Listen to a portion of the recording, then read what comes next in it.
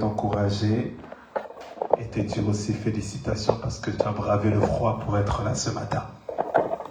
Je sais que ce n'est pas simple pendant l'hiver de pouvoir payer le prix du service, payer le prix de l'adoration, payer le prix de s'approcher de Dieu. Que Dieu te bénisse et que Dieu te fortifie. Parce que malheureusement, par expérience, on se rend compte qu'il y a des chrétiens, quand Papa Joseph le dit, des intérimaires, des chrétiens de saison. Quand il fait beau, c'est là qu'on a le courage de venir dans la maison de Dieu. Quand il fait froid, nous sommes découragés. Imaginez-vous si Dieu lui-même réfléchissait de cette manière. Quand il fait beau, c'est là qu'il va te faire du bien. Quand il fait froid, c'est là qu'il va te faire moins du bien. Amen. Mais cette année est une bonne année pour nous autres. Et je crois que ça sera une bonne année aussi pour toi. Amen. Je crois que le Seigneur va te faire énormément du bien. Je crois que le Seigneur va te bénir. Le Seigneur va te faire du bien. Mais pour cela, il faudrait que tu écoutes les instructions de Dieu. Ce dimanche, je veux parler selon la sagesse divine pour nous communiquer les instructions pour le succès en cette année. Je répète, les instructions divines pour le succès en cette année. Amen, amen. Je répète une dernière fois, les instructions divines pour le succès en cette année. Cette année, comme je l'ai dit, est une très bonne année. Il y a une faveur divine sur cette année. Il y a une grâce particulière sur cette année. Il y a une ouverture dans le ciel pour cette année. Cette année est un temps favorable pour l'Église. Cette année est un temps favorable pour ta destinée. Cette année est un temps favorable si tu comprends la saison spirituelle dans laquelle nous sommes et si tu agis en conséquence. Voilà pourquoi le Saint-Esprit a pris le temps de m'instruire. Et je vais vous communiquer quelques clés afin que cette année soit réellement une année de succès et de réussite. Parce que dans le monde spirituel, ça a été décidé. Mais la responsabilité est maintenant à ton niveau afin que tu puisses t'aligner. Alléluia, alléluia. Afin que tu puisses t'aligner avec la volonté de Dieu. Quelqu'un me suit? Je ne sais pas. Alléluia, alléluia. Afin que tu puisses t'aligner avec la volonté de Dieu pour que tu puisses saisir réellement les prémices, les avantages de cette année. Quelqu'un me dit Amen. Amen. Alléluia. Et je crois que nous tous, nous cherchons le succès. Nous tous, nous cherchons la réussite. Nous cherchons le succès, la réussite pour le ministère. Nous cherchons le succès, la réussite. Je pense qu'il y a réellement un problème avec le micro.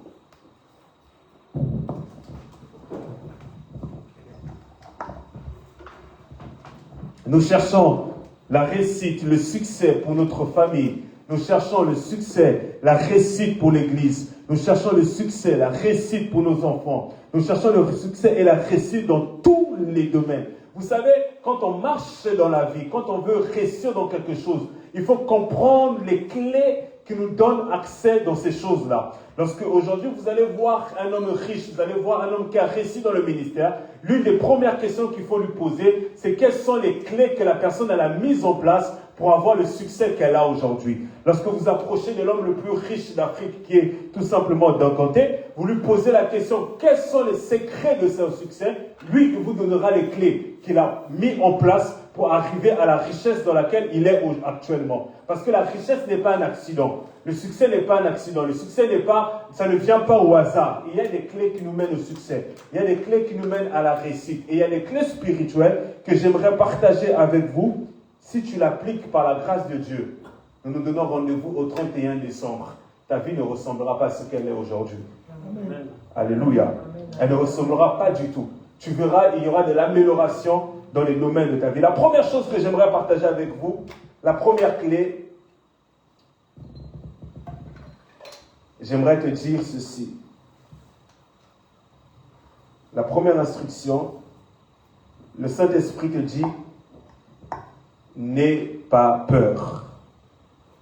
Je répète, n'aie pas peur. Affronte cette année sans la peur. Affronte cette année sans te décourager.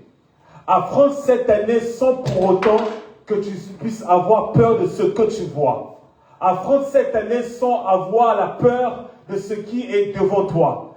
Parce que la peur bannit, comment ça s'appelle? Le miracle. La peur empêche la manifestation de la main de Dieu. La peur empêche le ciel d'agir en ta faveur. La peur empêche les anges de pouvoir venir en ton aide. La peur t'empêche de pouvoir connaître la personne divine. La peur t'empêche de pouvoir avoir ce que Dieu a préparé pour toi. Écoute, cette année, tu dois bannir la peur. Cette année, tu dois détruire la peur dans ton cœur. Cette année, tu dois enlever la peur de ton état d'esprit. Amen. Cette année, tu dois affronter l'année avec un état d'esprit renouvelé, avec la force, avec le courage, avec la puissance, avec cette capacité de te dire en toi-même que tu vas réussir.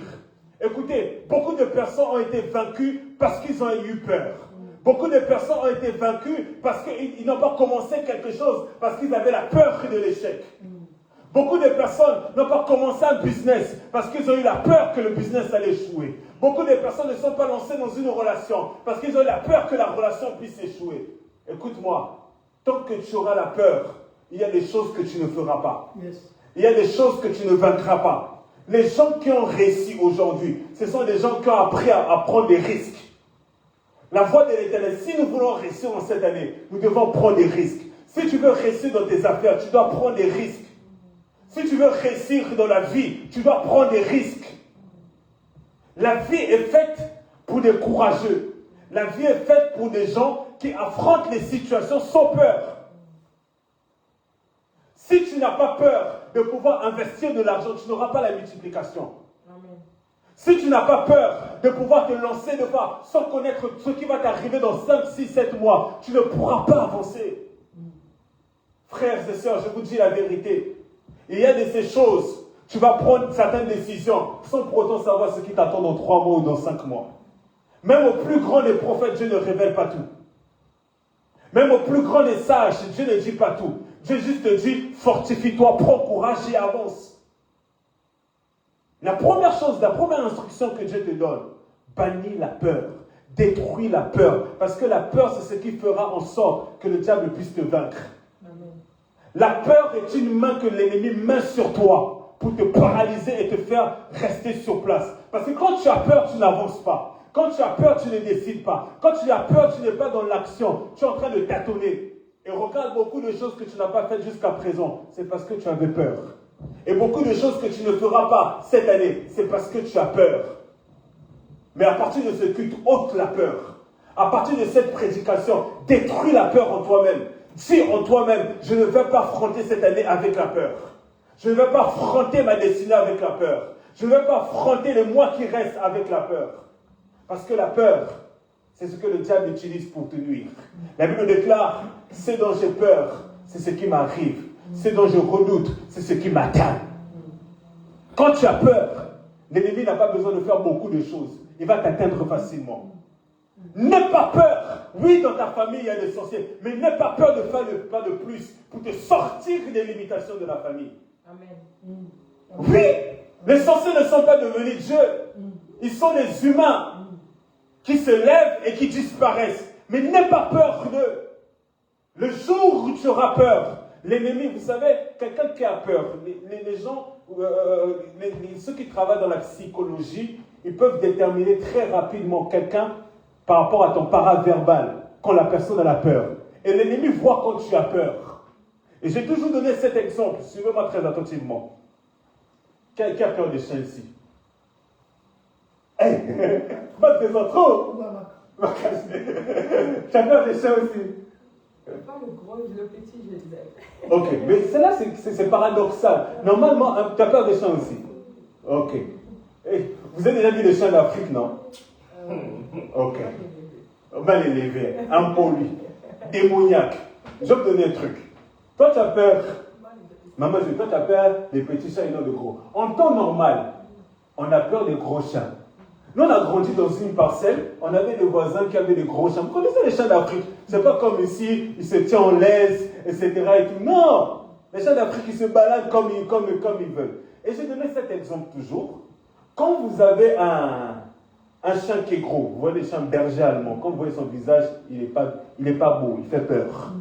Il a la bave, il a les dents, etc. qui fait peur. Quand le berger allemand, rien que quand il se présente, ce qu'il fait, c'est quoi? C'est la peur. La première réaction, soit on détourne le chemin, soit on fuit. Ok. Mais imagine, regardez la situation. Tu es là, tu es en train de marcher, tu es dans ma posture, tu regardes devant toi. Il y a 2 chiens qui sont derrière toi. Je ne connais pas toutes les catégories, toutes les classes de chats. On va prendre un berger allemand et un caniche. Les caniches, ce sont des petits chats. Ok. Quand le caniche va se mordre, les chiens, il faut pas, il miaule, hein? Il aboie, pardon. Oui. Quand le caniche, il va simplement aboyer. Toi, tu n'as pas encore jeté tes regards derrière pour savoir si c'est un caniche ou un berger allemand. Donc, si tu as peur des chats, la première chose que tu vas faire, toi, tu vas simplement, tu vas courir. Tu ne vas pas des fois chercher à savoir c'était quel chat qui est en train de te regarder et de te poursuivre. Soit tu vas te regarder, mais au moment que tu es en train de regarder, tu es en train de courir en même temps. Vous me suivez? Mais alors que des fois, c'est tout simplement un caniche. C'est-à-dire que c'est un petit chat. Quand le berger allemand aussi va aboyer, tu vas aussi courir parce que tu as peur des chats. Mais regardez, quand tu vas te retourner, tu vas te rendre compte que c'est un petit caniche qui est en train d'aboyer. Et un petit caniche, un petit chihuahua et un berger allemand. Crois-moi, la réaction que tu auras après ne sera pas la même. Si c'est le berger allemand, tu vas continuer ta route. Si c'est le caniche, tu vas dire, oh, un petit chat comme ça, j'aurais peur. C'est comme ça que le diable fonctionne avec nous. Et par la peur. C'est-à-dire qu'il y a de ces situations, il y a de ces réalités, il y a de ces combats. Ce n'est pas si fort que ça. Ce n'est pas si puissant que ça. Ce n'est pas si grand que c'est ça. C'est tout simplement le fait qu'il aboie comme ça qui te fait peur. Et une fois que tu as peur, tu fuis. Voilà pourquoi certains adversaires arrivent à te vaincre. Certaines situations arrivent à te vaincre. Certaines maladies arrivent à te vaincre. Tu sens juste une douleur, tu commences à dire non, c'est fini pour moi. Non! Ça, c'est la peur. Tu sens un cauchemar, c'est fini. Non, ça, c'est la peur. Tu sens côté. Non, ça, c'est la peur. Quelqu'un me suit? C'est comme ça que le diable arrive à vous paralyser dans le combat spirituel. C'est comme ça qu'il y a des choses. Tu n'arriveras pas à grand chose dans la vie parce que tu as peur. Imaginez-vous, David serait arrivé devant Goliath. Et c'est ce qui s'est passé. Tous les gens avaient peur. Mais lui n'avait pas le même regard. Il n'avait pas peur. Vous savez, on a toujours eu ces gens-là dans la famille ou même dans le quartier. Ces gens-là, ils ont peur de rien. Je ne sais pas pour vous. Moi, je connais des gens comme ça dans ma famille et des gens avec qui j'ai grandi. C'est-à-dire, eux, ils ont peur de rien. Peu importe ce qui peut arriver. Je ne parle pas simplement sur le plan spirituel. On va dire, ils se sont ma tata. Ils ont peur de rien. Et souvent, ces gens-là comme ça, c'est difficile même de les manger dans la sorcellerie.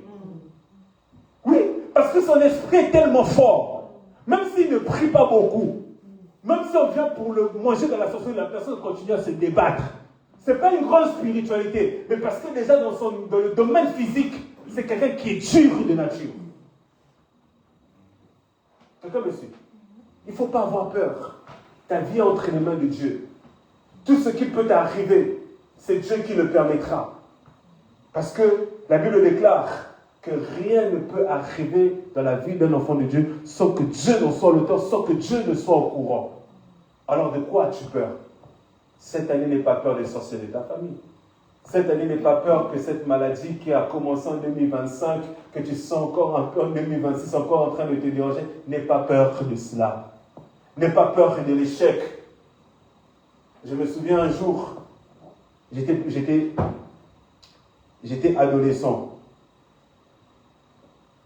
Et on avait fait un plan dans la sorcellerie pour me bouffer. Oui, histoire vraie. Et à ce moment-là, j'étais tombé, j'étais adolescent, j'étais très jeune. Je vous raconte une histoire après. J'ai subi une attaque, j'étais dans ma salle de bain. J'étais dans ma salle de bain, je sens comme si on est venu me mettre un coup là, sur ce côté-ci. Et sur le coup, j'étais paralysé, je n'arrivais plus à marcher. Ma mère, elle a appelé le pasteur, vu qu'on habite pas loin. Quand ma mère habite là, le pasteur habite, c'est même pas 5 minutes. Elle a appelé les urgences, c'est les 115, hein? Je crois que c'est 115 qui viennent, les gens qui se déplacent à 115. 115 est venu, on m'a pris, hein, on est parti à l'hôpital d'Argenteuil. Hein. On savait que c'était mystique, etc. Et tout, parce qu'on avait vu certaines choses, etc. Et à ce moment-là, il y a une prophétie, il y a une parole qui était sortie que tu vas bientôt mourir. Je me rappelle, j'étais adolescent, je connaissais Dieu, mais pas la dimension dans laquelle je suis aujourd'hui. Mais je me rappelle très bien à ce moment-là, je disais, moi, je ne vais pas du tout mourir. Je ne vais pas du tout mourir. Pourquoi? Adolescent que j'étais, je n'avais pas la connaissance comme aujourd'hui, je n'avais pas que je savais.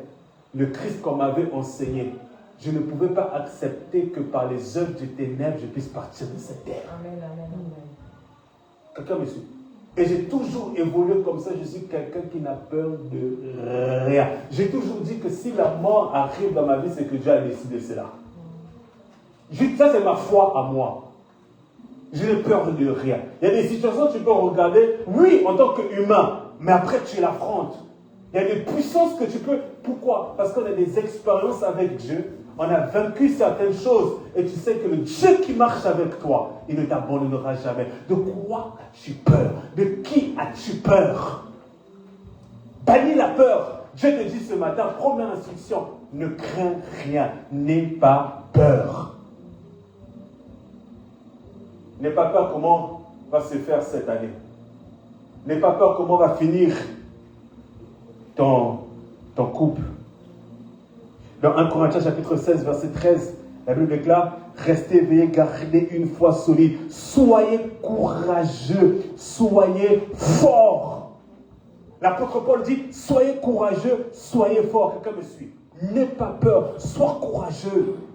Je veux bâtir une génération des hommes et des femmes courageux. Parce que pour prendre des territoires, il faut du courage.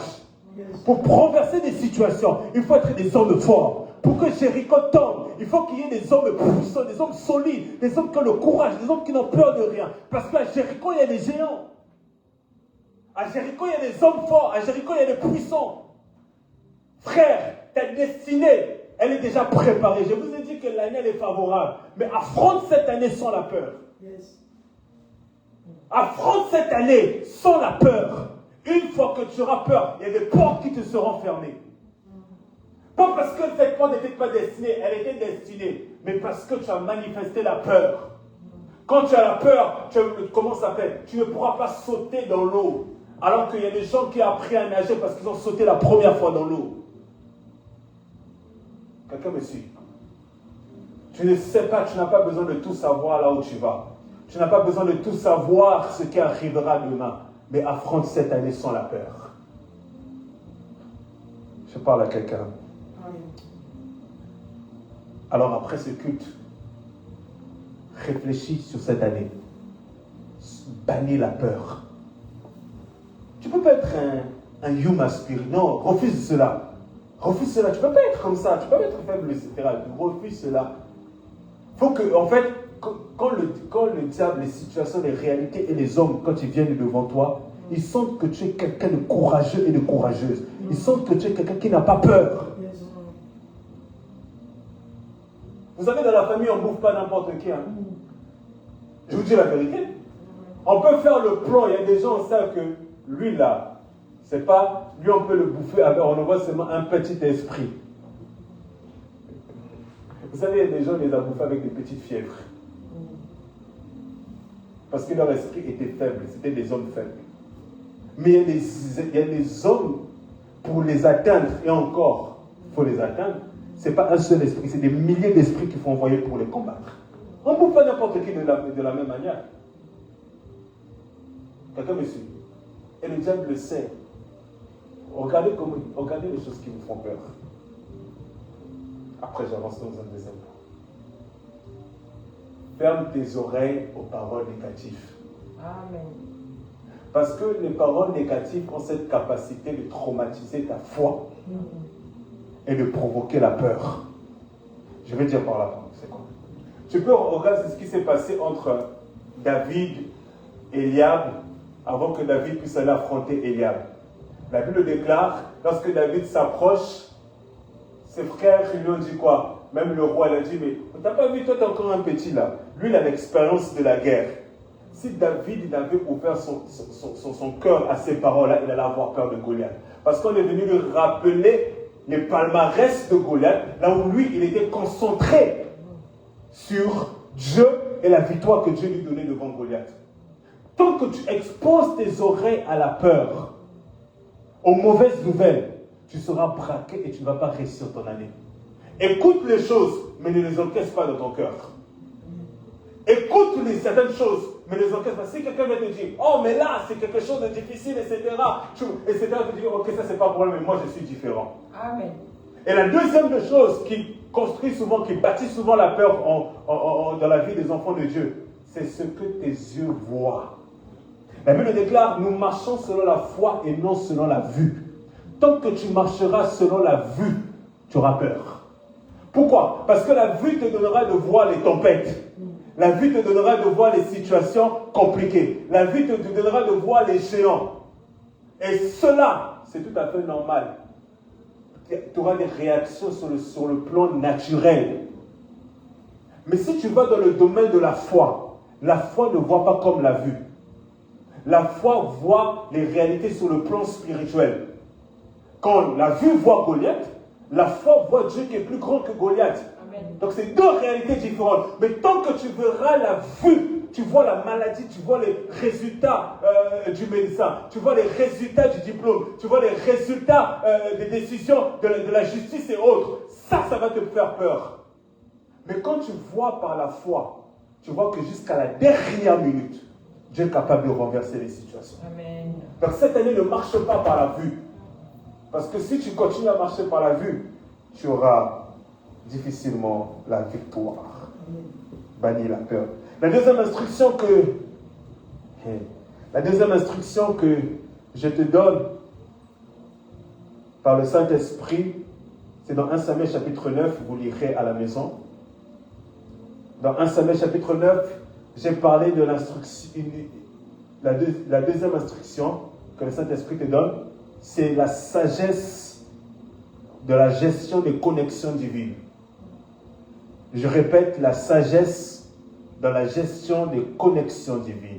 La sagesse dans la gestion des connexions divines. Écoute-moi, tu ne réussiras pas sur cette terre sans les humains. Yes. Tu ne triompheras pas sans les humains. Dieu est Dieu et il restera Dieu sur son trône. Mais il a donné la terre aux hommes. Et les affaires de la terre, Dieu coopère avec les hommes. Dans les affaires de la terre, Dieu oint des hommes pour les hommes. L'onction que Dieu donne aux hommes n'est pas pour les anges. L'onction que Dieu donne aux hommes est pour les hommes. Un homme est une bénédiction pour toi. Un homme est une édification pour toi. Un homme est une réponse à une prière pour toi. Un homme est un envoyé de Dieu pour toi. Un homme est un outil que Dieu utilise pour toi. Dieu ne fait pas les choses sur la terre pour les hommes sans les hommes. Quand Dieu intervient, sache qu'il y a quelqu'un qui vient de rentrer dans ta vie. Quand Dieu agit, sache qu'il utilise stratégiquement une personne dans ton environnement. Tu ne peux pas passer cette année en détruisant tes relations. Tu ne peux pas passer cette année en ne manifestant aucune sagesse dans les relations que Dieu t'a données ou que Dieu est en train de te donner. La réussite passe par une bonne gestion des relations. Voyez-vous, Si vous lisez la vie des hommes et des femmes qui ont réussi, quelque part, il y a eu toujours l'apport des êtres humains. J'aimerais te dire que oui, les hommes sont faillibles. Oui, les hommes ont des défauts. Oui, les hommes ont des problèmes de caractère. Quand je parle d'hommes, je parle des hommes en général. Mais j'aimerais te dire que tu ne réussiras pas seul. Dieu est invisible, tu ne le vois pas. Dieu se révèle au travers des hommes. Il y a des hommes quelque part que Dieu a oint pour débloquer une situation dans ta vie. Il y a des hommes quelque part que Dieu a donné une réponse pour débloquer une situation dans ta vie. Écoute-moi. Aujourd'hui, on est dimanche. Le vendredi, j'ai été au travail le matin.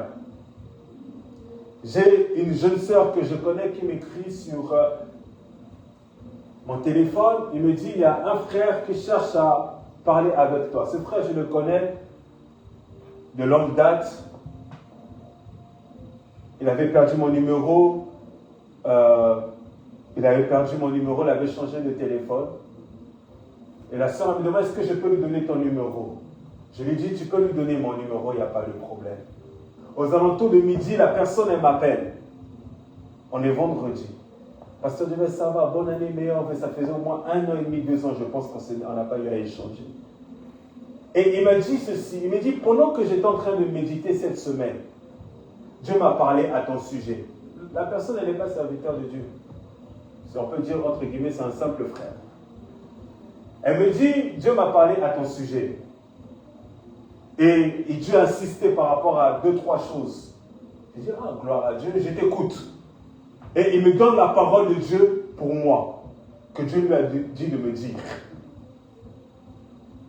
Et quand j'ai écouté la parole de Dieu qu'il m'a dit, quelqu'un que je n'ai pas parlé pendant 1 an et demi, j'ai reconnu en moi-même, sachant que la veille, j'avais fait une certaine prière.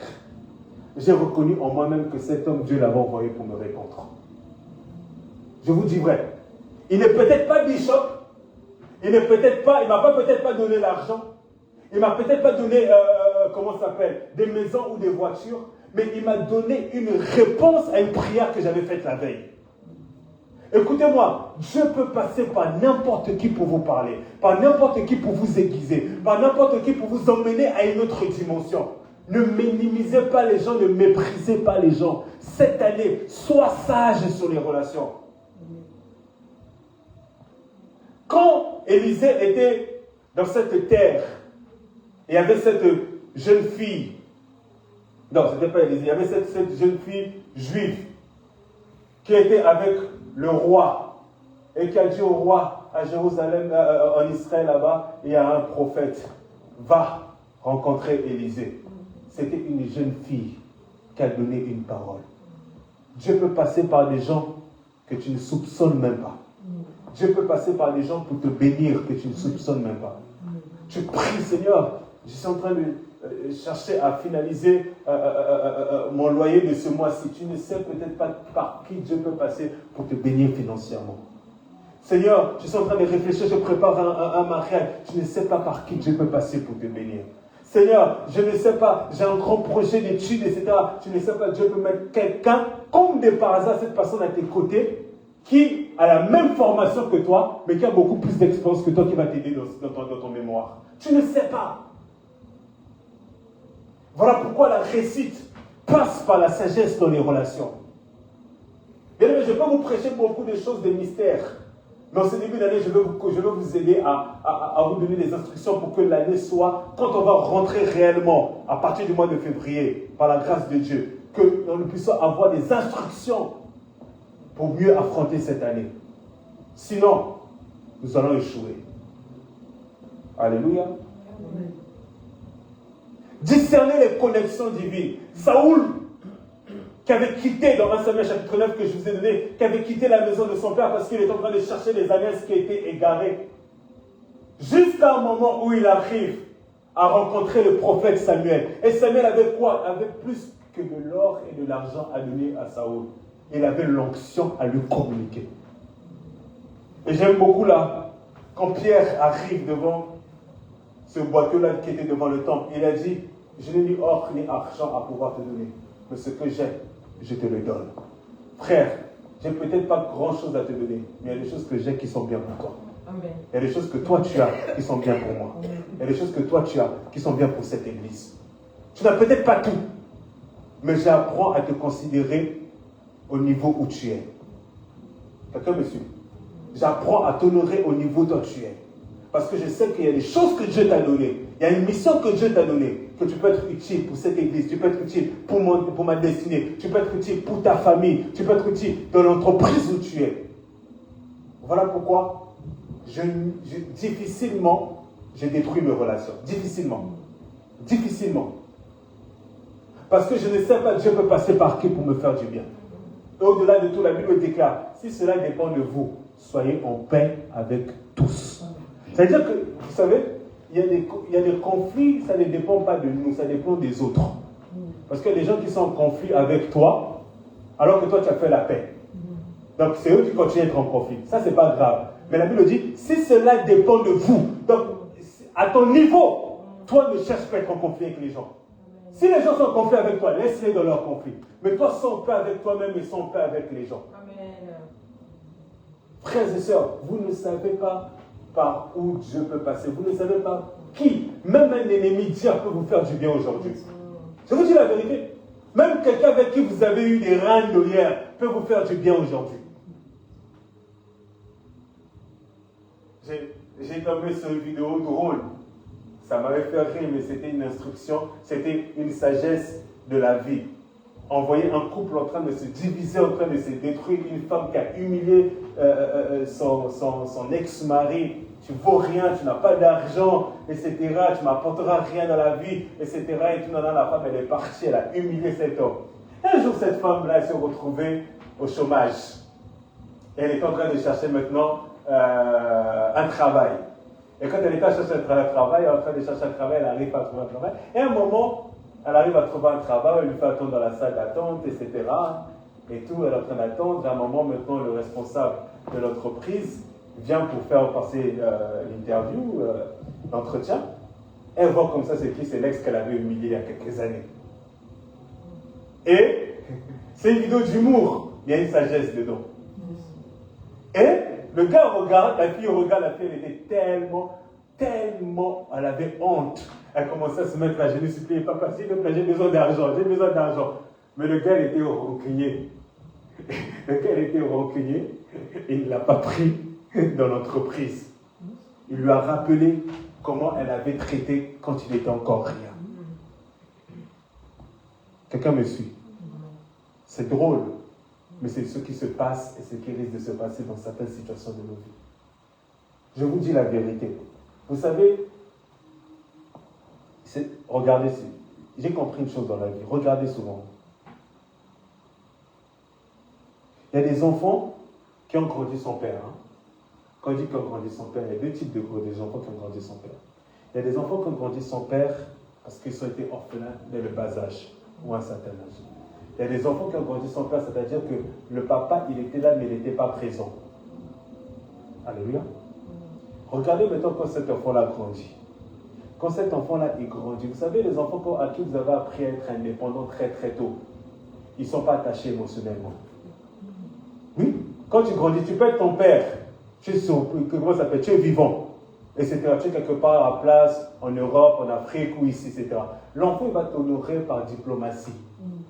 Il va t'aimer parce que tu es son père.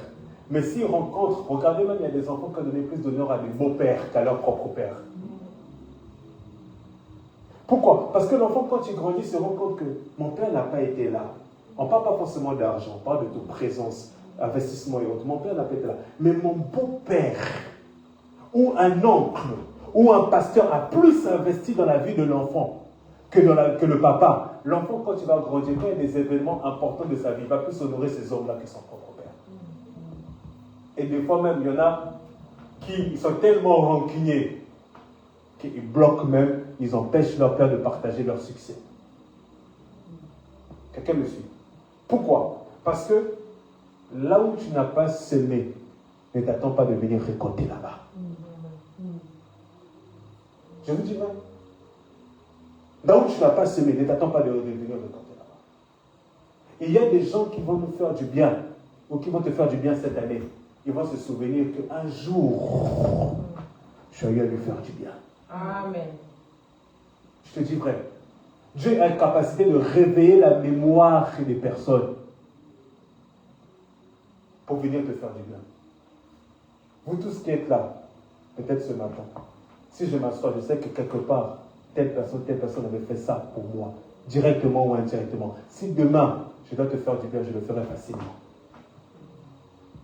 Quelqu'un me suit? Parce que Dieu passe par les connexions divines. Dieu passe par des connexions. Il peut emmener quelqu'un de l'Orient. Un seul instant, vous vous croisez, cette personne te fait du bien à ce moment-là. Après, elle disparaît de ta vie. Tous les gens qui nous font du bien, ce n'est pas forcément des gens qu'on garde dans nos vies. Dieu peut envoyer une personne, une journée, une semaine dans ta vie. Et cette personne, elle te bénit. Et quand je dis la bénédiction, n'est pas forcément financière. Cette personne peut t'apprendre, il peut te donner une parole. Je me rappelle un jour, j'ai rencontré, et depuis là je ne l'ai plus jamais vu, c'était en 2017, j'ai même pris une photo avec lui. J'ai rencontré l'homme de Dieu, le pasteur Roland Dahl. Et en plus c'était en 2017, je me rappelle c'était vers janvier 2017, je me rappelle très bien, janvier 2017. Je me rappellerai très bien de ce jour-là. Je passais des moments un peu compliqués, etc. et tout. Et un jour, il devait être dans une église de la place, et je connais pas mal de gens dans cette église-là. Et je fais partie des prédicateurs que j'aime bien. Je dis, j'aimerais bien le rencontrer. Et j'avais le bon vieux qui m'a ouvert la porte. Il m'a dit, petit, viens à telle heure, il sera là. L'homme de Dieu m'attendait. Je rencontre le pasteur. On est dans un bureau. On a passé 45 minutes. Dans les 45 minutes, on a partagé ce qu'on a partagé. Il m'a donné trois prophéties. Et les trois se sont accomplies avec exactitude, comme il les avait annoncés. Quelques mois plus tard, quelques années plus tard, il m'avait dit ça, sur tous les plans. Il m'a donné certaines sagesses que jusqu'à aujourd'hui qui m'aident. Mais cette personne-là, je ne l'ai plus revue depuis. Ça fait plus de 8 ans.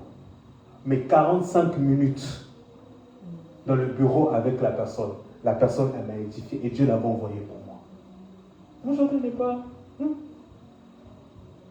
Dieu peut t'envoyer un homme de Dieu faire un travail d'une journée dans ta vie. Ça te change. Amen. Je te dis la vérité. Dieu peut t'envoyer un homme de Dieu faire un travail d'un an. Vous savez, il y a des gens, vous savez, tel que nous sommes ici, nous sommes en train, une église, la Bible dit, c'est pour, comment ça s'appelle? Les hommes de Dieu sont envoyés pour le perfectionnement des saints, c'est pour te bâtir. En fait, mon rôle, c'est que tu te parfais dans tous les domaines. Tout comme moi, je me parfais aussi, tout comme quand je m'assois et qu'un autre prédicateur vient ici, son rôle c'est aussi de me parfaire.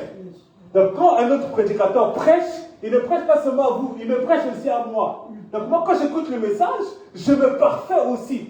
On s'édifie, on est en train de se perfectionner. C'est le perfectionnement des saints. C'est-à-dire, quand tu es venu ici, tu as un certain caractère. Tu as une certaine manière de voir. Tu as une certaine dimension de prière. Mon rôle, c'est que petit à petit, tu sois transformé. Si je ne le fais pas par le message, si je ne le fais pas par des conseils, si je ne le fais pas par des prières, j'échouerai. Parce que l'objectif, c'est que par la grâce de Dieu, nous puissions être des hommes et des femmes meilleurs. Voilà pourquoi des fois, ton pasteur ou ton responsable, il peut être dur avec toi. Ce n'est pas pour autant qu'il ne t'aime pas. C'est pour ton bien. Oui. Il peut être dur, c'est pour ton bien. Moi, j'avais tendance de ne pas aimer les... Comment ça s'appelle? Moi, j'aime pas qu'on me parle mal. Je pense qu'il y a personne qui me dit, moi, j'aime pas. Si je veux me dire un truc, dis-le-moi de manière ça. J'aime pas. Tu peux avoir raison. Si tu viens, tu ne mets pas, commence à parler mal, commence à crier, je ne sais pas quoi là. Ça ne va pas passer. Et à un moment, j'ai eu une responsable au travail. Elle était dure. J'ai même dit, elle était, quand je vous dis, elle était dure. Donc, au moins là, ça commençait. Il y a des moments quand elle commençait, je dis, oh, calm down. Là, le travail, hein, mais il y a l'onction quand même. Calm down. Mais, oui, un jour, je me rappelle, elle a convoqué toutes les équipes parce qu'il fallait rénover les appartements que les jeunes les avaient détruits. Elle a commencé à nous donner des instructions, oh non, etc. Vous allez refaire les peintures. J'ai pris la parole parmi tout cela. J'ai dit, Madame X, dans notre fiche, comment ça s'appelle? Fiche de poste. Fiche de poste, voilà.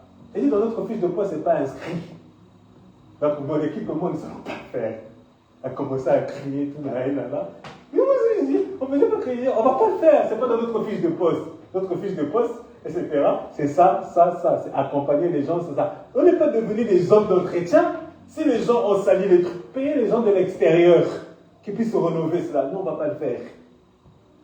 Mais elle était dure. Mais à un moment, elle a eu une autre directrice, mais la directrice a été beaucoup plus souple. Mais j'ai compris un truc qui m'a donné une sagesse. À un moment, je me suis assis avec les collègues, j'ai dit, l'autre, elle était méchante. Moi-même, je disais, c'était une sorcière. Oui, moi-même, je disais, c'était une sorcière. Mais il y a une chose que, différemment à aujourd'hui, je préfère celle d'aujourd'hui parce qu'elle est beaucoup plus cool, etc. Mais je me suis dit, quand l'autre, elle était là, ça nous poussait à nous surpasser. Mais elle, là, on est relax. On fait ce qu'on veut, en fait. Et on ne se perfectionne pas. En fait, si tu te perfectionnes, c'est parce que tu as envie de te perfectionner. Mais tu n'es pas challengé dans ton travail pour te perfectionner. Alors que l'autre, elle avait son management qui était difficile. Donc, tu étais obligé d'être un peu carré.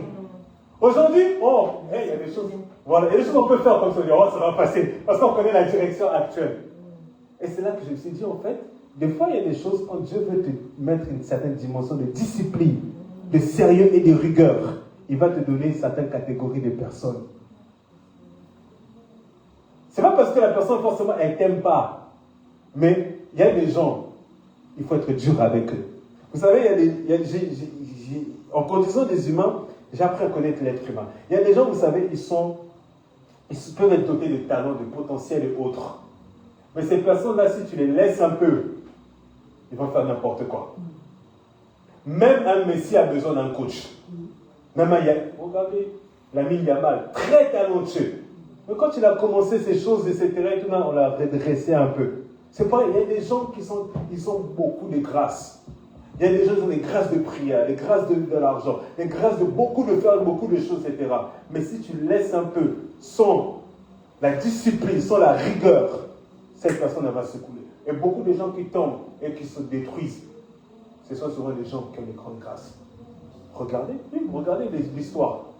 C'est souvent des gens, pourquoi? Parce qu'à un moment, ils n'ont pas eu des hommes autour d'eux qui ont pu leur dire aussi la vérité. Qui n'ont pas pu mettre la discipline. Quelqu'un me suit. J'ai toujours dit, il me reste quelques points, il faut que, sur cette terre-là, pendant que je suis en train de parler, tu aies des gens à qui tu rends des comptes. Oui. Oui. Il faut que tu aies des gens à qui tu rends des comptes. Si ce n'est pas un parent, si ce n'est pas ton mari, si ce n'est pas un serviteur de Dieu, si ce n'est pas ton responsable de jeunesse, il y a toujours des gens à qui tu dois rendre des comptes. Parce que ça va te garder dans l'humilité, ça va être des garde-fous pour toi. Oui? Moi, je rends des comptes à Dieu, mais je rends des comptes aussi à mon Père spirituel. Ce que tu peux faire là, tu peux me rendre aussi des comptes. Ainsi, aussi, chacun nous puissions rendre des comptes à quelqu'un qui est au-dessus de nous, que Dieu a établi. Pourquoi? Ça nous garde. Écoute-moi, veille sur tes relations. Ne néglige pas les relations. Alléluia. Amen. Ne néglige pas les relations. Le troisième point que j'aimerais partager avec vous se trouve dans Matthieu chapitre 6, verset 33. Matthieu chapitre 6, verset 33, c'est le troisième point que j'aimerais partager. Et la troisième instruction que j'aimerais nous donner par la grâce de Dieu pour cette année. Écoute-moi, cette année, priorise le royaume.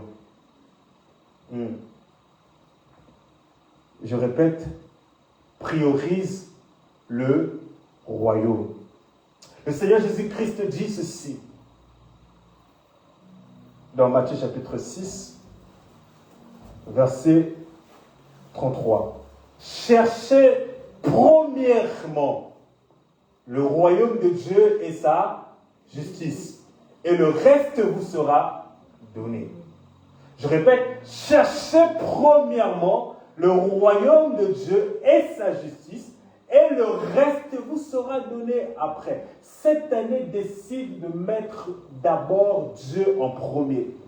Décide de prioriser d'abord les affaires du royaume. Lorsque Jésus était sur la terre, à un moment, il dit, je paraphrase, qu'il s'occupe d'abord des affaires de son Père. Bien aimé, le royaume est d'abord plus important. Les choses d'en haut sont d'abord plus importantes. Les choses du ciel te concernent d'abord. Tu dois revoir la priorité des choses de ta vie. Tu dois inverser les priorités dans ta vie. Tu dois mettre d'abord en premier les choses de Dieu. Je te dis la vérité. Vous ne pouvez pas attendre beaucoup de Dieu lorsque vous faisiez peu pour Dieu. J'ai l'habitude de le dire, je l'ai prêché à Argenteuil à un moment, sous la loi de l'échange. Bien aimé, Dieu fonctionne dans l'échange. Et le monde spirituel fonctionne dans l'échange, et même le monde avec les humains fonctionne dans l'échange. Aujourd'hui, tu sais que tu as échangé avec Dieu ce matin. Je vais t'expliquer comment. Tu es venu ici, tu as échangé de ton temps. Le temps est une richesse. Très peu de gens le savent, mais le temps est une richesse. Voilà pourquoi ce à quoi tu donnes le maximum de temps montre ton intérêt dans ces choses-là. Le temps est une richesse. Le temps est un indicateur des choses que nous apprécions. Quand tu accordes du temps à quelqu'un, ça montre l'amour que tu as pour cette personne. Quelqu'un me suit? J'ai aimé un jour, je suis tombé sur une vidéo d'un homme de Dieu il n'y a pas très longtemps qui est connu. Il a dit, je peux être un homme très occupé, mais il y a des gens aujourd'hui, il dit ceci, s'ils m'appellent ou ils m'écrivent, je prendrai toujours le temps pour leur répondre. Pourquoi? Parce que la considération qu'il a envers ces personnes-là se montre aussi par le temps qu'il manifeste pour ces personnes. Vous savez, il y a de ces gens comme ça, tu peux être fatigué, mais s'il t'appelle, tu vas répondre. Et il y a des personnes comme ça, tu peux être fatigué. Si la personne a des difficultés, elle a besoin de toi, tu vas aller lui rendre service. Parce que le temps montre l'intérêt que nous avons dans quelque chose. Et cette année change la manière de voir les affaires de Dieu. Je te dis la vérité, priorise d'abord Dieu. Priorise les choses de Dieu. Des fois, nous attendons beaucoup de Dieu. Mais nous recevons peu parce que nous ne mettons pas Dieu en avant. Regardez la plupart des gens, des fois aussi que Dieu bénit, ce sont les gens qui se sacrifient pour Dieu. Amen. Je vous dis la vérité. Ce sont des gens qui se sacrifient pour Dieu. Ce sont des gens qui se sacrifient pour le service. Ils se sacrifient dans l'action. Quand je parle sacrifier pour Dieu, je ne parle pas forcément d'abord dans l'église. Je parle d'abord dans ta relation avec Dieu. Comment tu priorises Dieu? Oui. Quel est le temps que tu accordes à Dieu de manière journalière? Est-ce que tu priorises Dieu à ton réveil? Est-ce que tu priorises Dieu à ton coucher? Est-ce que tu priorises Dieu dans ta semaine? Quand tu planifies ta semaine, que tu dois faire ceci, tu dois faire cela, est-ce que tu mets le temps où tu vas passer avec Dieu? Est-ce que tu priorises Dieu pour cette année? Est-ce que tu priorises les retraites? Tu priorises les veillées personnelles? Pas d'abord de l'église, je parle d'abord sur le plan personnel. Comment veux-tu avoir une grande année si tu ne mets pas Dieu au centre et en avant du tout? Un jour, quelqu'un me dira, pasteur, comment tu peux faire pour passer autant de temps dans la prière? Comment les gens ils tiennent 5 heures, 4 heures, 6 heures dans la prière? Je lui dis, c'est simple. Je dis, c'est simple de passer 5 heures, 6 heures dans la prière. Je dis, il y a deux choses. Il y a l'amour et la connaissance. Je vais t'expliquer. Et c'est ce que j'explique à la personne. Je dis, tu es un garçon. Ok. Les garçons, quand tu vas draguer une fille pour la première fois, tu es très bavard. Oui. Les garçons, souvent, quand tu dragues la fille la première fois, ils sont bavards. Tu habites où? C'est quoi ta couleur préférée? Qu'est-ce que tu aimes? Tu viens d'où? C'est parce que tu veux apprendre à connaître la personne. Donc vous bavardez, vous bavardez, vous bavardez. Et quand l'amour grandit, vous bavardez. Il y a des gens, vous pouvez rester 4 heures, 5 heures au téléphone avec ton partenaire. Vrai ou faux? Non, on est tous passés par là. Tu passes 3 heures, 4 heures, 5 heures. Allô, oui, la journée, ok, nanana. Et quand tu ne te rends pas compte, parce que je ne sais pas si avec vous, ça fait fric au bout de 2 heures. Je sais pas si c'est bon. Au bout de 2 heures, ça coupe. Même quand ça coupe là, avant que ça coupe, tu dis, je te rappelle, ça va couper. Parce que tu connais déjà. Quand on est amoureux et quand on connaît une personne, vous passez beaucoup de temps avec la personne. Parce que c'est l'amour. Plus tu aimes une personne, même si vous êtes en face à face, vous n'avez rien à vous dire, vous regardez seulement comme ça, vous passez du temps ensemble. C'est l'amour et la connaissance. C'est pareil avec Dieu. Plus ton amour pour Dieu va grandir, plus tu as une grande connaissance de Dieu. Donc, connaître Dieu, c'est dans l'intimité. Plus tu vas avoir des choses à dire avec Dieu. Je vous dis la vérité. Plus tu connais Dieu, plus tu as des expériences avec Dieu. Parce que ça fait un bout de temps que tu as développé ta connaissance de Dieu. Plus tu auras des choses à dire avec Dieu. Voilà pourquoi il y a des gens qui sont capables de rester de 2 heures, 3 heures, 4 heures, 5 heures, 6 heures dans la prière. C'est l'amour qu'ils ont pour Dieu. Regardez, j'ai toujours dit, avec iPhone, tu peux regarder le temps d'écran que tu as par semaine. Et tu peux voir dans une semaine, tu as passé 7 heures rien que sur le téléphone. Alors que tu étais incapable de passer 1 heure, 2 heures par jour dans la présence de Dieu. Cette année, il faut que ça change. Amen. Priorise Dieu. Que ton temps soit d'abord pour Dieu. Je n'ai pas dit comme certains, ils prient sans cesse. Rébababa, à l'église, rébababa, à l'école, rébababa, au travail. Non, il y a un temps pour chaque chose. Il y a un temps pour chaque chose. Il y a un temps où tu as le temps de repos, il y a un temps où tu as le temps des activités, mais Dieu doit être d'abord au centre, au centre. Il y a un moment, dis à ton ami, laisse-moi, je dois aller prier. Dis à ton partenaire, laisse-moi, je dois aller prier. Dis, laissez-moi, je dois aller prier. Même nous, les hommes de Dieu, il y a beaucoup d'hommes de Dieu sont tombés dans le service. Dans le service. Ils ne prient plus. Beaucoup d'hommes de Dieu ne prient plus. Beaucoup. Je vous dis la vérité. Ou ils prient simplement quand ils doivent préparer un grand service. Mais l'intimité avec le ciel, il n'y a plus. Parce que voyage par-ci, prédication par-là, foule par-ci, ils n'ont plus le temps pour prier. Alors que le temps, c'est toi qui vas arrêter ton monde pour donner le temps au temps. Amen. Quelqu'un me dit, priorise Dieu dans ton argent. Priorise Dieu dans tes dons, dans ton talent. Priorise Dieu d'abord, par ta sagesse. Priorise Dieu dans ton... Vous savez, il y a ces choses.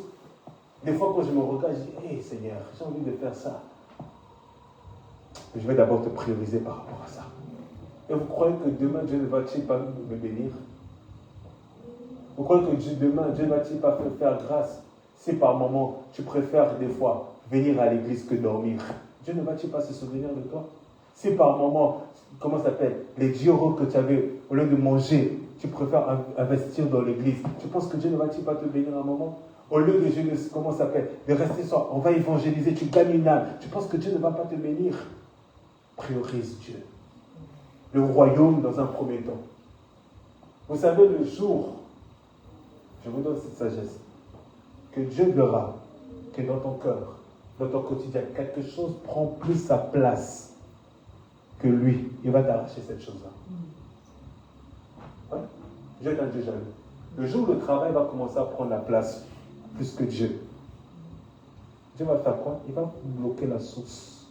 Il va te dire, ok, toi tu veux croire que ton travail, c'est parce que tu es devenu riche juste par le travail, je bloque.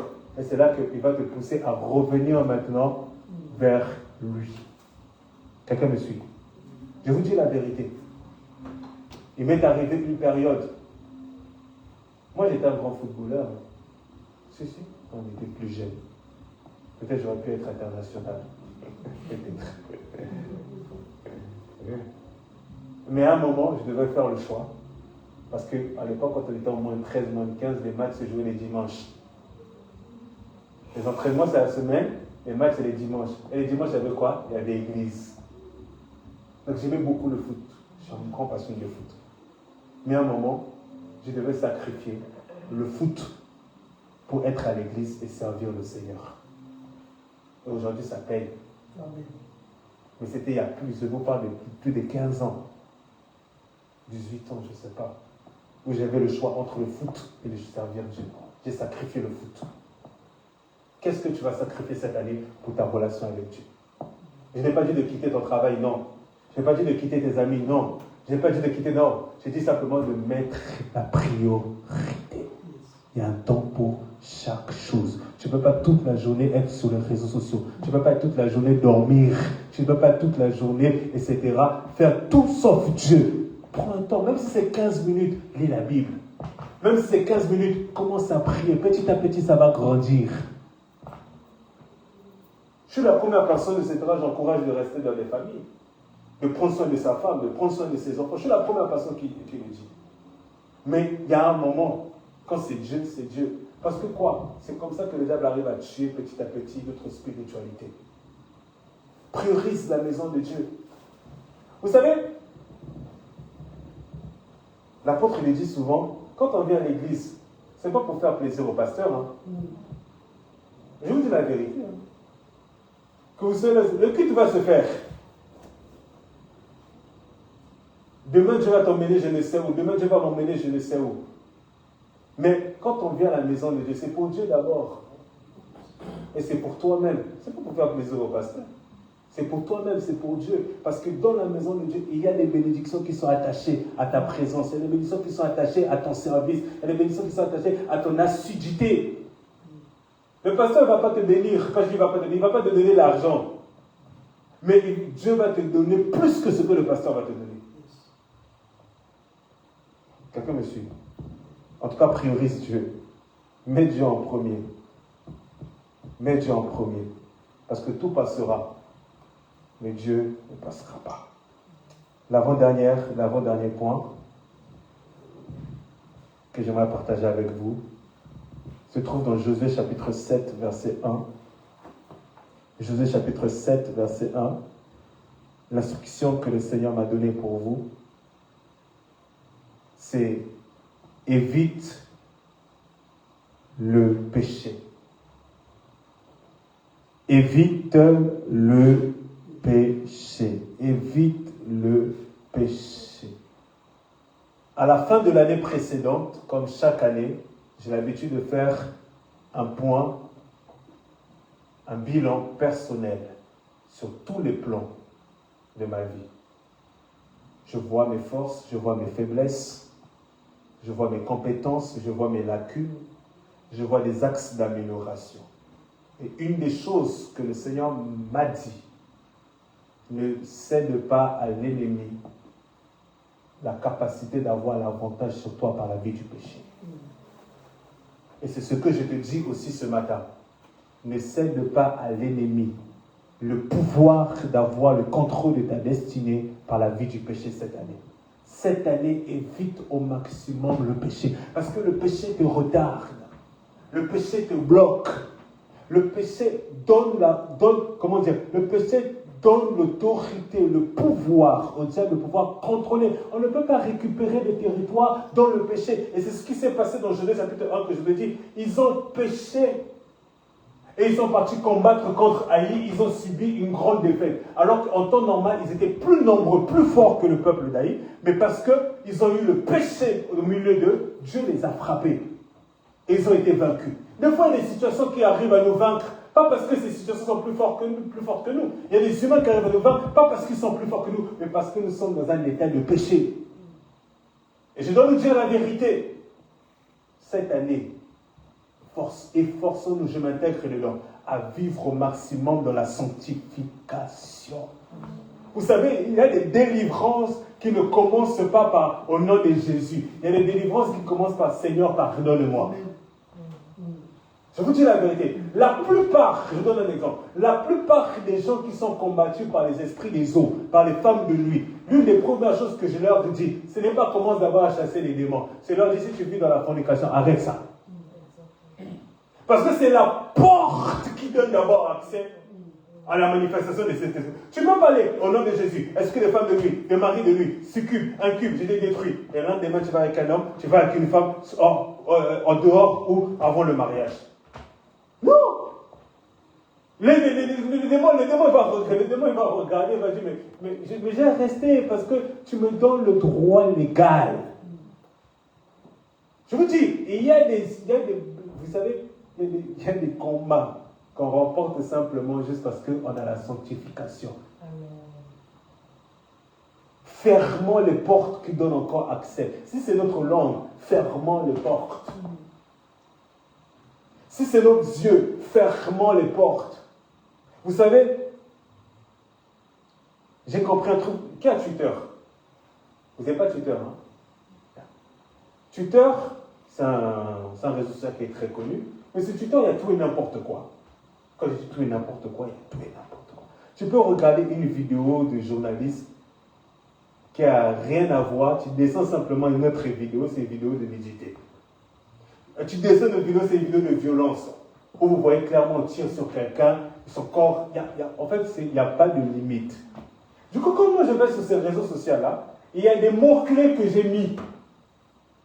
Parce que c'est comme les hashtags qui peuvent te faire apparaître certaines vidéos, mais d'autres qui peuvent te faire éviter certaines vidéos qui apparaissent dans ton truc. Il y a des mots-clés, pas c'est pour ma sanctification. Dieu me voit, je suis du haut de tête. Il y a des mots-clés que j'ai mis, des catégories, des choses, que ça ne peut pas apparaître sur mon Twitter. Pourquoi? Même si c'est inconsciemment, je n'ai pas envie que mes yeux soient exposés à certaines choses que je n'ai pas envie. Vous savez, des fois, tu peux tomber dans le péché, pas parce que tu avais envie au départ, parce que le diable t'a mis dans une situation, il a commencé à alimenter des choses à ces moments-là, tu tombes dans le péché. C'est comme sur TikTok. Tu défiles des vidéos, tu restes sur une vidéo, etc. Parce que vous-même, vous savez ce qu'il y a sur TikTok. Il y a tout et n'importe quoi. Mais tu restes 10 secondes, 20 secondes sur la vidéo, etc. Ce que tu ne voulais pas alimenter là, ça a commencé à alimenter parce que tu restais longtemps. Frères et sœurs, il y a de ces choses, vous savez, vivre dans la pureté dans cette génération est très compliqué. Oui.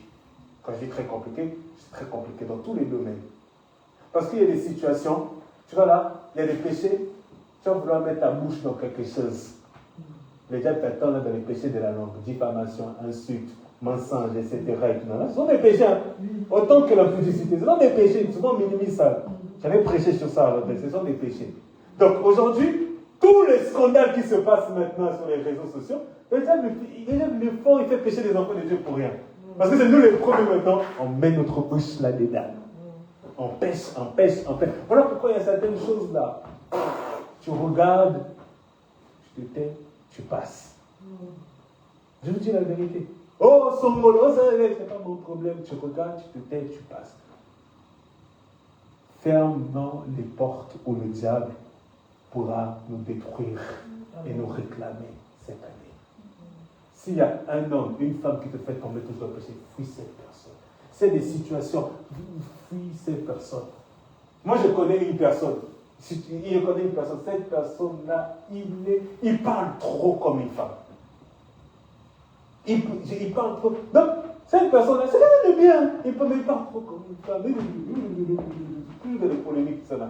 Ce que je fais, quand je parle avec la personne, si la personne veut commencer à aller dans une situation, etc., je l'évite, etc., je continue mon chemin. Je vous dis la vérité. Pourquoi? Parce qu'il y a des gens qui peuvent vous faire pécher pour rien. Tu n'as pas envie de pécher, mais tellement que comment ça s'appelle, certains péchés sont enduits dans la personne. Tu t'arrives dans des situations, tu n'as même pas envie de parler, tu commences à parler de tout et n'importe quoi. Il y a des gens qui ont l'insulte facile. Tu crois cette personne dans la route là, dévie cette personne. Bonjour, ça va les hommes, dévie. Parce que 5 minutes là, à un moment, on va t'emmener dans des conversations, etc., qui n'ont rien à voir, qui ne vont pas t'édifier, et tu vas pécher pour rien. Il y a des environnements qu'il faut fuir. Il y a des humains, tu les aimes bien, il faut fuir. Moi, il y a des endroits où vous n'allez plus jamais me voir là-bas. Je vous dis vrai. Je vous dis vrai. Tu vas peut-être pas comprendre, tu m'invites quelque part, etc. À la dernière minute, je n'apparais pas. C'est pas que je ne t'aime pas, c'est qu'il y a des environnements, c'est plus propice. Il y a des endroits, etc. Je ne viendrai pas. Pour préserver ma réputation, préserver mon âme et ma sanctification. Toi, tu es chrétien, tu vas faire au milieu des gens où il n'y a que des chichas et des chichas. Même si toi, tu ne vas pas consommer, je ne sais pas. Mais tu ne sais pas, etc. À un moment trouble, tu commences à faire des choses que tu n'étais pas censé faire. Je ne juge pas, mais je dis simplement qu'il y a de ces choses. Il faut faire très attention. Vous savez, le diable qui a réussi à faire tomber des hommes qui avaient plus d'onction, plus de spiritualité que toi, tu n'es pas plus sage que lui. Et je disais à quelqu'un dernièrement, un homme sage, c'est un homme qui est faible. C'est-à-dire, c'est un homme qui sait que j'ai des défauts, j'ai des faiblesses, et je préfère les fuir. Que je préfère faire qu'il est yanké, et je me retrouve dans des situations où je serai maintenant sujet de honte et de scandale. Quelqu'un me suit? Il y a des humains, il faut les éviter. Il y a des endroits, il faut les éviter. Je me rappelle un jour, il y avait une fête dans ma famille. Je ne suis pas parti. Je ne suis pas parti. Il y avait une fête des gens de ma famille. Parce que je savais comment la fête allait être. Je savais. Je disais, mais papa, en plus, ce jour-là, on avait une veillée de prière. Donc, entre une veillée de prière et une fête que je sais comment ça va finir, comment ça va être, Seigneur, je préfère rester là. Pourquoi? Ce n'est pas juste de fuir. Non, il y a des endroits, même si c'est du paganisme, on va être là, c'est pas grave. Mais il y a des choses quand Dieu te parle, fais attention à cette personne. Attention à cette personne. On regarde beaucoup de situations de cette année 2025, tu t'es retrouvé dedans. Parce que tu n'as pas su avoir la sagesse de ton environnement et de tes connexions. Amen. Parce que je vous dis, il y a des péchés, c'est très facile de tomber dedans. Très facile. Et il y a des choses, c'est pas. Moi, vous savez, Dieu, plus vous grandissez avec Dieu et dans la vie, il y a ces choses que vous allez avoir la sagesse, comment agir. Et vous allez commencer à vous bâtir des fondements et des principes que vous allez garder. Dans quel sens? Quand Dieu veut vous emmener quelque part, Dieu va vous exiger beaucoup. Beaucoup. Quand je dis beaucoup, beaucoup. Plus vous voulez monter avec Dieu, plus Dieu va vous exiger beaucoup. Et il y a de ces choses, Dieu va vous demander beaucoup de discipline, beaucoup de sagesse, beaucoup de sacrifices. Et des fois même, vous allez devenir incompris de certaines personnes. Parce qu'il y a des gens avec qui tu marchais avec eux, tu vas commencer petit à petit à te déconnecter. Oui. Même si c'est dur, mais si ça doit préserver ta destinée et ton salut. Moi, j'ai un chrétien comme ça que je connais, fervent serviteur de Dieu. Mais dans son entourage, il a gardé tous les anciens amis de sa cité. C'est pas forcément mauvais. Et ces jeunes serviteurs de Dieu, un jour, on était quelque part, ils ne se rendaient pas compte que quand tu commençais à parler, ils parlaient comme les jeunes de la cité. C'était wallahi, partout. Wallahi. En fait, ils ne se rendaient pas compte, mais tellement que tu es entouré des gens qui parlent de ce langage-là, quand tu arrives avec une autre nature, et tellement que c'est en toi, ça devient simple et facile. Quelqu'un me suit? On le dit souvent, chasse le naturel, il fait quoi? Donc, il y a des environnements, je te dis, frère, si tu veux rester en cette année, fuis-les. Tu es en train de bâtir une relation, un mariage, tu es en train de préparer ça. Il y a des amis de l'époque, distance. Oui. Tu es en train de préparer un examen ou je ne sais pas quoi. Concentre-toi et stars sur l'examen. Il y a certaines personnes qui vont toujours venir te faire sortir. Distance. Tu es en train de vouloir t'élever dans ta spiritualité. Il y a des gens. Distance. Ce n'est pas méchant. Ce n'est pas méchant. Mais dans la vie, il faut se prioriser un moment. Je vous dis la vérité, il faut se prioriser un moment. Il y a un moment, tu te priorises. Tu penses d'abord à ce qui est important pour toi et ta famille. Aujourd'hui, Papa Trésor, tant qu'il est là-bas à son niveau et ses responsabilités, vous croyez qu'il aura toujours le temps où vous l'invitez, et je ne sais pas, à 23h, il va venir et c'est... Non, pas le temps. S'il le fait moi-même, je lui dirai, mais vieux, tes passages. Je dis, pas de tes passages. Parce que là, ta priorité d'abord, ça doit être ta famille. Frère Ange, là où il est là, sa priorité d'abord, ça doit être sa famille. Toi, tu es en train de préparer. Sa priorité, ça doit être ce que tu es en train de préparer. Quelqu'un me suit? Oui. Là où vous les ceux qui sont devenus parents récemment, là, si vous prenez par exemple 500 euros, vous allez investir dans les vêtements, j'avoue que vous êtes maudits. Pourquoi? Parce que ce n'est pas la priorité. La priorité d'abord, c'est la stabilité de la maison. Alléluia. Le péché, c'est la porte que le diable va toujours utiliser pour t'avoir.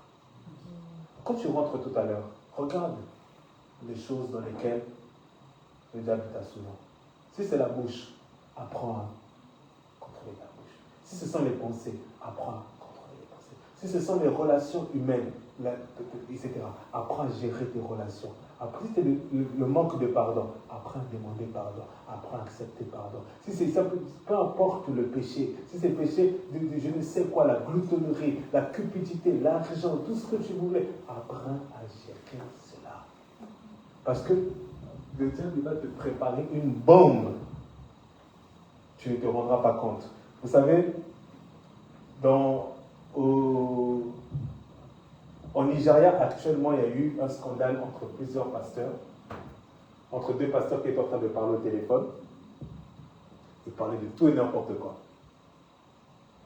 Et mais il y a malheureusement un des pasteurs qui a enregistré l'autre et qui a exposé ça sur TikTok. Ça fait un tollé en truc. Parce qu'il disait tout et n'importe quoi. Sur les femmes, sur les situations, sur l'argent de l'église et tout, qu'ils disaient ça. Ah, les gens étaient choqués, ce qui est normal. Je comprends un peu l'anglais, il y avait des sous-titres, donc j'ai compris ce que ça disait. Et par là, ils ont été humiliés. Et j'ai compris une chose, je me suis dit en fait, tu peux être bien pendant 90%. Mais les 10% des moments de faiblesse, là, les gens vont retenir ça. Malheureusement. Peut-être que c'était des bons pasteurs, certainement. Mais les gens vont retenir les 10% où vous avez le langage facile. Et une des choses, comment ça s'appelle? Quand tu comprends ton environnement, tu comprends le mal, comme je l'ai dit, tu fais attention à ton environnement. Vous savez, ça c'est un principe que moi j'ai. Il y a ces choses, je ne discute pas au téléphone. Oui. Il y a ces choses, tu peux commencer une certaine conversation. Je ne vais pas aller comme ça. Oui, je vais te laisser parler, etc. Et je te dis, on va discuter quand on va se voir. Et il y a ces choses, même une autre dimension même, qu'on a appris, les hommes de Dieu. C'est que même quand tu reçois un entretien avec quelqu'un, certaines personnes qui sont douteuses, tu lui fais éteindre son téléphone. Je vous dis la vérité. Malheureusement, on est dans une génération qui est bizarre. Pas parce que c'est le mal, mais parce que des fois, il y a des choses qui sont manipulées, incomprises, coupées. Ce n'est pas exactement la même chose. Et c'est un. Donc les hommes de Dieu, ces méthodes commencent à se préserver. Il y a même de ça dans certains bureaux des hommes de Dieu, ils mettent des caméras. Dans certains bureaux des hommes de Dieu, ils mettent des caméras. Donc quand tu viens en entretien, c'est peut-être pas, il n'y a pas d'audio, il y a des caméras. Pourquoi? Parce qu'il y en a qui ont les a tentés de les salir pour rien. Donc veille sur toi-même. Veille sur tes paroles. Veille sur ce que tu dis. Veille sur ce que tu regardes. Veille là où tu mets les pieds. On ne peut plus te voir dans certains endroits. On ne peut plus te voir faire certaines choses sur les réseaux sociaux. On ne peut plus te voir dire certaines choses. Parce que non seulement tu représentes le royaume, mais le diable est en train de te chercher pour te nuire. Que Dieu vous bénisse.